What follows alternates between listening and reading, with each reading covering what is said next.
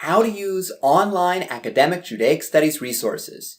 In this video, we'll discuss Mechon Mamre. Mechon Mamre is a great online source for browsing the Hebrew and English text of the Hebrew Bible. You'll also find some traditional rabbinic literature, but only in Hebrew.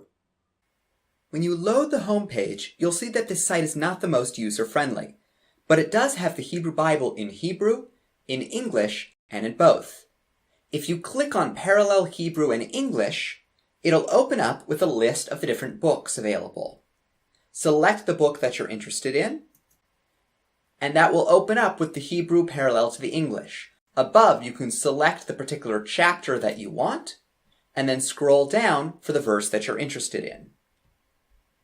Going back to the home page, we can access sources of Jewish oral law, specifically the Mishnah, Tosefta, Yerushalmi, and Bavli. However, all of these sources appear in Hebrew. Selecting one of these sources will open up a new page that allows you to select the particular tractate that you're interested in. For English translations of these texts, check out the video on Sefaria.org.